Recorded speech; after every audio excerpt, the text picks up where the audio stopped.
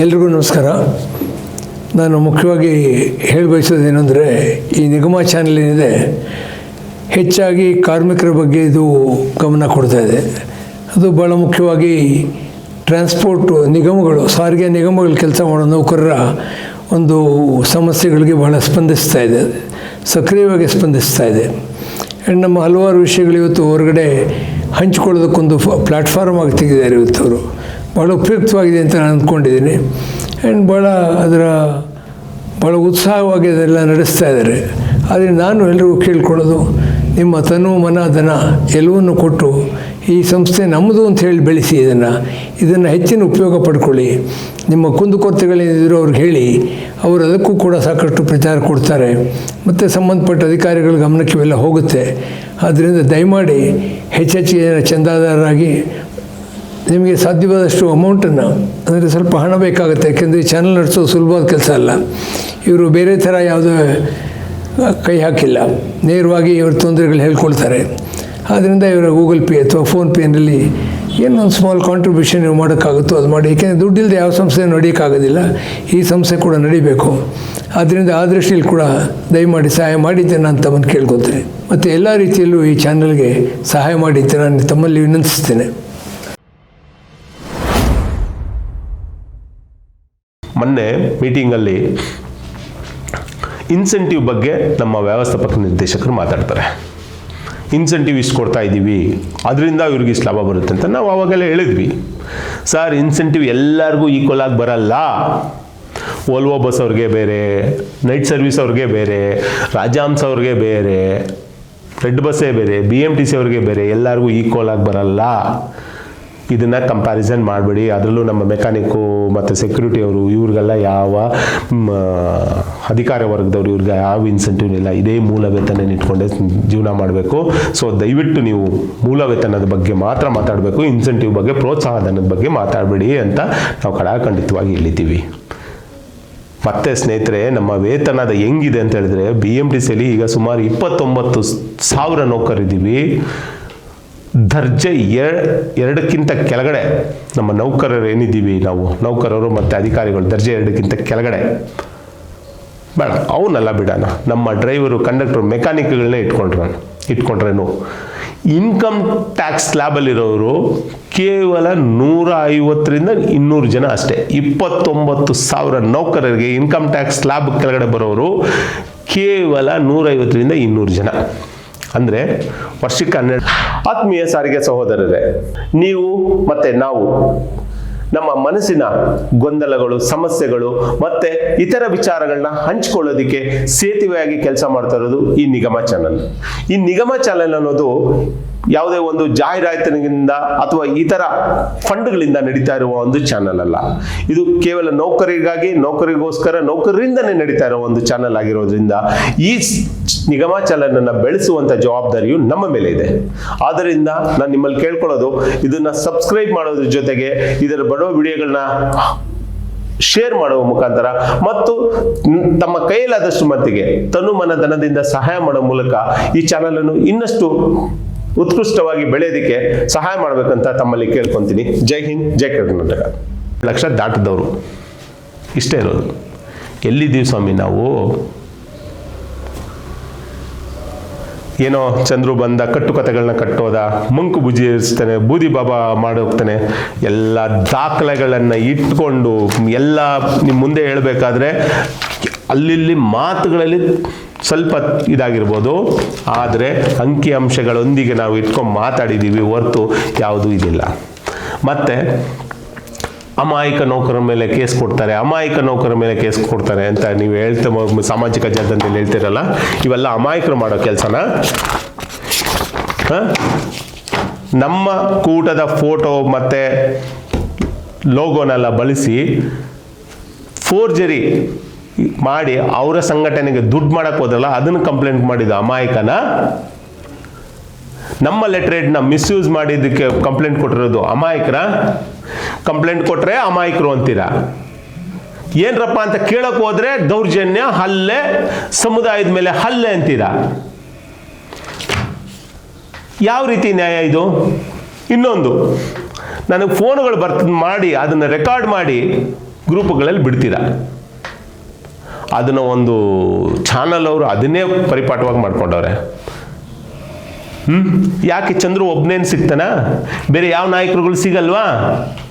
ಅವ್ರದ್ದಲ್ಲೇ ಯಾಕೆ phone record ಆಗಲ್ಲ? ಚಂದ್ರುದೇ ಯಾಕಾಗುತ್ತೆ? ಚಂದ್ರು ಎಲ್ಲರಿಗೂ ಕೈಗೆಟಕಿಸ್ತಾನೆ. ಯಾವ ನಂಬರ್ ಬಂದ್ರೂ, ಅನ್ನೋ ನಂಬರ್ ಬಂದ್ರೆ ಯಾವ ನಂಬರ್ ಬಂದ್ರೆ ತಲೆ ಕೆಡಿಸ್ಕೊಳ್ಳ, ಫೋನ್ ಎತ್ತಿ ಮಾತಾಡ್ತೀನಿ, ಉತ್ತರಗಳನ್ನ ಕೊಡ್ತೀನಿ. ಆದರೆ ಅದೇ ಸಮಯದಲ್ಲಿ ನಮಗೆ ರೊಚ್ಚಿಗೆ ಎಬ್ಬಿಸಿ. ಸಾಧಾರಣ ನಾನು ಮನುಷ್ಯ ಸ್ವಾಮಿ,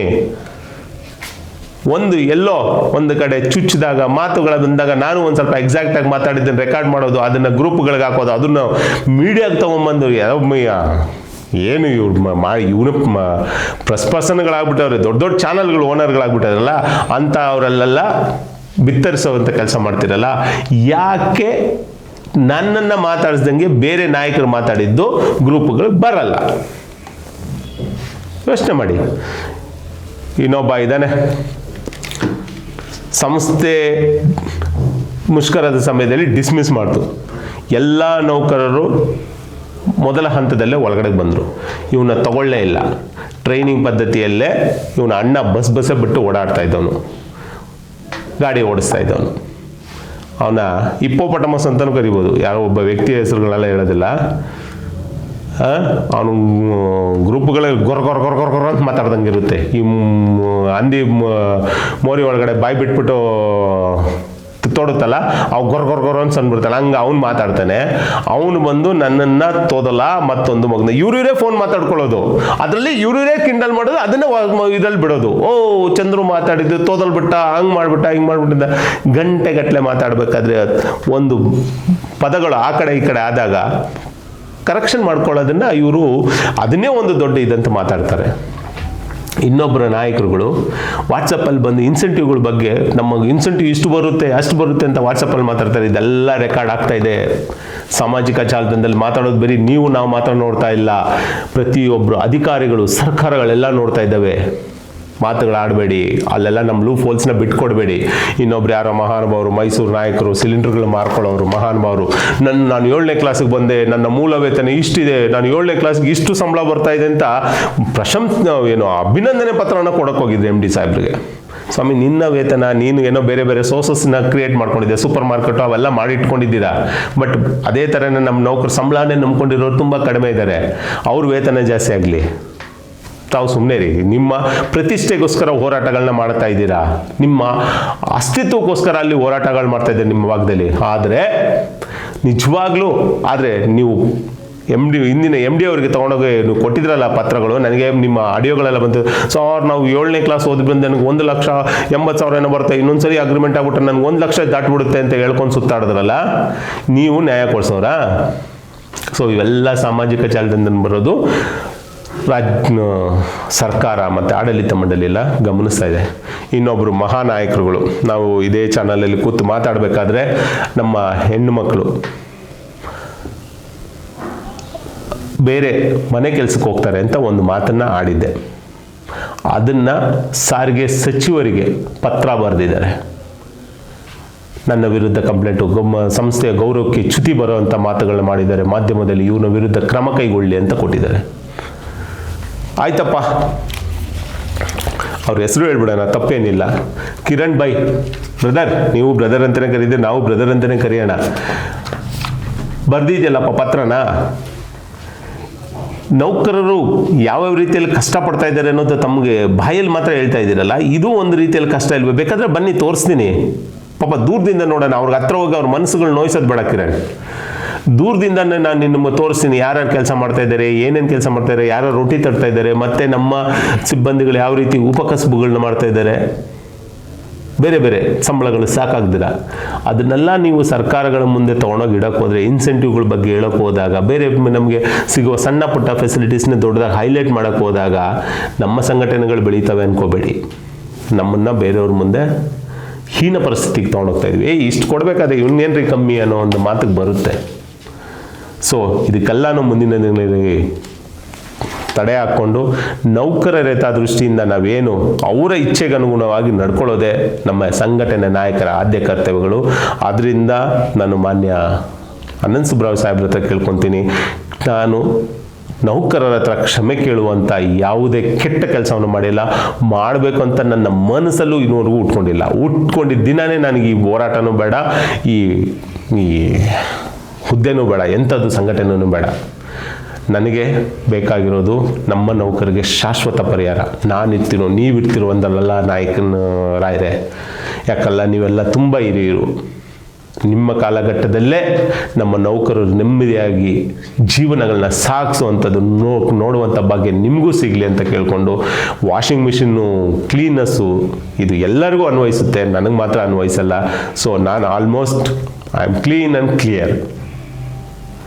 ಸೊ ಎಲ್ಲ ನಮ್ಮ ನೌಕರಿಗೆ ನಾವು ಹೇಳೋದಂದರೆ, ಹೋರಾಟಗಳನ್ನ ಮಾಡಿದ್ರೆ ನಾವು ಏನೂ ಪಡೆಯೋಕ್ಕಾಗಲ್ಲ, ಹೋರಾಟಗಳನ್ನ ಮಾಡಲೇಬೇಕು. ಏನೋ ನಾನು ಇಷ್ಟು ದಿನ ನಾನು ಯಾಕೆ ಸುಮ್ಮನೆ ಇದ್ದಂದರೆ, ಪ್ರಣಾಳಿಕೆಗೆ ಹಾಕಿದ್ದಾರೆ, ಅದಕ್ಕೋಸ್ಕರ ಪ್ರಣಾಳಿಕೆಯನ್ನು ಭರವಸೆ ಈಡೇರಿಸ್ಕೊಳ್ಳೋದಕ್ಕೋಸ್ಕರ ನಾನು ಸರ್ಕಾರದ ಹತ್ರಲ್ಲಿ ವಿಭಿನ್ನ ರೀತಿಯಲ್ಲಿ, ಯಾಕಂದರೆ ಹಿಂದಿನ ಸರ್ಕಾರದಲ್ಲಿ ನೀವು ತಿಂಗಳಿಗೊಂದು ಹೋರಾಟಗಳನ್ನ ನಂದು ನೋಡ್ಕೊಂಬಂದಿರ್ಬೋದು, ಆದರೆ ಈ ಸರ್ಕಾರ ಬಂದ ಮೇಲೆ ನಾನು ಕೆಲವೊಂದು ಹೋರಾಟಗಳನ್ನ ಮಾಡಿದ್ದೀನಿ, ಮಿಕ್ಕಿದ ಕಾರ್ಯಕ್ರಮಗಳನ್ನ ಮಾಡೋದ್ರ ಮುಖಾಂತರ ಸರ್ಕಾರವನ್ನು ಮನವೊಲಿಸೋಕ್ಕೆ ಪ್ರಯತ್ನಗಳು ಪಟ್ಟಿದ್ದೀನಿ. ಇನ್ ಕೇಸ್ ಆಫ್ ಸರ್ಕಾರ ನಮಗೆ ಕೊಟ್ಟ ಮಾತನ್ನು ಈಡೇರಿಸಲಿಲ್ಲ ಅಂದರೆ, ಇವರ ಕಾಲಾವಧಿಯಲ್ಲಿ ನಾನೇ ಇದೇ ಸರ್ಕಾರದ ವಿರುದ್ಧ ನಿಂತ್ಕೊಳ್ಬೇಕಾದ ಅನಿವಾರ್ಯ ಪರಿಸ್ಥಿತಿ ಬಂದರೆ ಖಂಡಿತ ನಿಂತ್ಕೊಳ್ತೀನಿ. ನಾನು ಯಾವುದೇ ಸರ್ಕಾರಕ್ಕೆ ನಾನು ಹೀಲ್ಡ್ ಆಗಿಲ್ಲ, ಚಂದ್ರು ಮಾರಾಟವಾಗಿಲ್ಲ. ಇಂದಿನ ಸರ್ಕಾರದ ಸಮಯದಲ್ಲಿ BMTCಯಲ್ಲಿ ಬಿರಿಯಾನಿಗಳು ತಗೊಂಡು ಸುತ್ತಿದವು ನಾನಲ್ಲ. ಇದುವರೆಗೂ ಸಾರಿಗೆ ಸಚಿವರ ಹತ್ರ ಇಷ್ಟು ಕಾರ್ಯಕ್ರಮಗಳು ಮಾಡಿ ಇಷ್ಟೆಲ್ಲ ಇದು ಮಾಡಿದ್ರೇನು ಸಾರಿಗೆ ಸಚಿವರಿಂದ ನನ್ನ ವೈಯಕ್ತಿಕ ಕೆಲಸಗಳನ್ನ ನಾನು ಮಾಡಿಸ್ಕೊಂಡಿಲ್ಲ. ನೌಕರರ ಹಿತದೃಷ್ಟಿಯಿಂದ ಇವತ್ತು ಒಳ್ಳೆಯದಾಗುತ್ತೆ, ನಾಳೆದು ಒಣಗುತ್ತೆ, ಯಾರಿಗೂ ತೊಂದರೆ ಆಗದ ರೀತಿಯಲ್ಲಿ ನಾನು ಒಳ್ಳೆಯದಾಗುತ್ತೆ ಅನ್ನೋದಕ್ಕೋಸ್ಕರ ನಾನು ಓಡಾಡ್ತಾ ಇದ್ದೀನಿ ಅಷ್ಟೇ ಹೊರತು ಬೇರೆ ಏನೊಂದಿಗಿಲ್ಲ.